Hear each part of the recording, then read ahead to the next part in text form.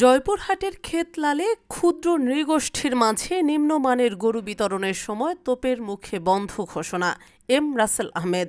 জয়পুরহাটের ক্ষেতলাল উপজেলায় ক্ষুদ্র নৃগোষ্ঠীর মাঝে নিম্নমানের ষাঁড় ও বকনা গরু বিতরণের চেষ্টা করলে স্থানীয়দের তোপের মুখে তা বন্ধ করে দেয় কর্তৃপক্ষ। সরকার নির্ধারিত টেন্ডার শিডিউল অনুযায়ী গরুগুলো না দিয়ে গরিবের হক মেরে করা হচ্ছে বিপুল বাণিজ্য।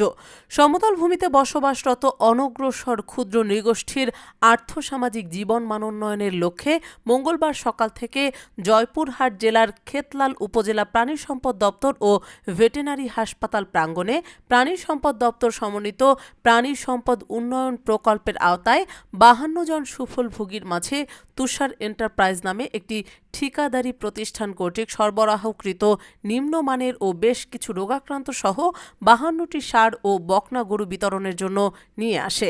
এ সময় ওই গরুর বাছুরগুলো দেখে ব্যাপক অসন্তোষ প্রকাশ করে এই সুফলভোগীরা। জয়পুরহাটের ক্ষেতলাল উপজেলার বড়তারা ইউনিয়নের সুফলভোগী ক্ষুদ্র নৃগোষ্ঠী সাথী বলেন, আমাদের সাথে প্রতারণা করা হচ্ছে। আমাদের মোটা তাজা গরু দিতে চেয়ে বাছুর দিচ্ছে। শিডিউলে 80 কেজি ওজনের গরু দেওয়ার কথা ছিল, তা না দিয়ে বাছুর দিতে এসেছে। ক্ষেতলাল পৌরসভার খলিশাগাড়ি গ্রামের কার্তিক চন্দ্র রবিদাস বলেন, আমি সরকারের পক্ষ থেকে গরু নিতে এসেছি, কিন্তু আমাদের গরু দিচ্ছে না। এই গরুগুলোর ওজন অনেক কম। উপজেলার মাহমুদপুর ইউনিয়নের জিয়াপুর গ্রামের পূর্ণিমা বলেন, আমাদের দেওয়ার কথা মোটা তাজা গরু, কিন্তু এখানে দেখলাম সবগুলো বাছুর। আমরা এসব বাছুর নিতে চাই না। মোটা তাজা গরু হলে আমাদের জন্য সুবিধা হতো। এদিকে অভিযোগের প্রেক্ষিতে ওই ঠিকাদারি প্রতিষ্ঠানের কর্ণধারের সাথে যোগাযোগের চেষ্টা করেও কোনো সন্ধান পাওয়া যায়নি। অপরদিকে টেন্ডার শিডিউল অনুযায়ী গরুর বয়স 1.5 বছর এবং ওজন 80 কেজি থাকতে হবে, কিন্তু সরবরাহকৃত গরুর বয়স 1 বছরেরও কম, ওজন মাত্র 45 থেকে 65 কেজিরও নিচে এবং নিম্নমানের হওয়ার বিষয়টি আংশিক স্বীকার করে এই উপজেলা প্রাণী সম্পদ কর্মকর্তা ডাক্তার পলাশ চন্দ্র রায় বলেন, যে গরুগুলো তারা সাপ্লাই দিয়েছিল তা আন্ডার রেট। জেলা প্রশাসকের সঙ্গে এ বিষয়ে কথা হয়েছে। আমরা গরুগুলো ফেরত পাঠাবো।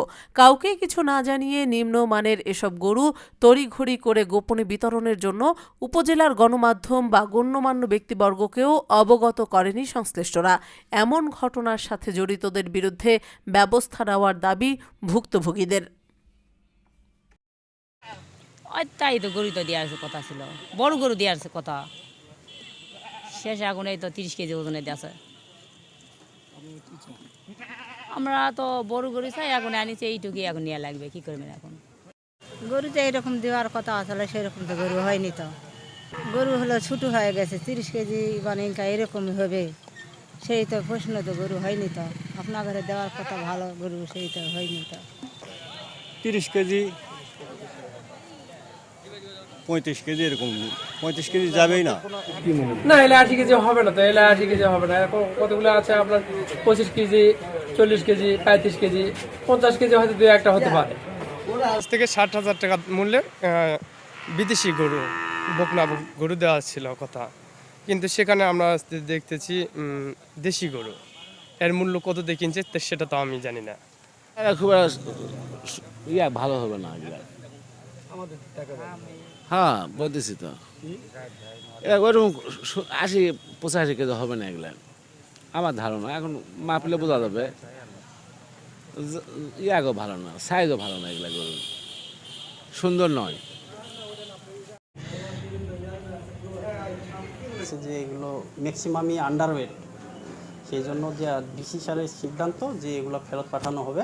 পরবর্তীতে ওরা শিডিউল অনুযায়ী গরু দিলে পরবর্তীতে আমরা বিতরণ করব।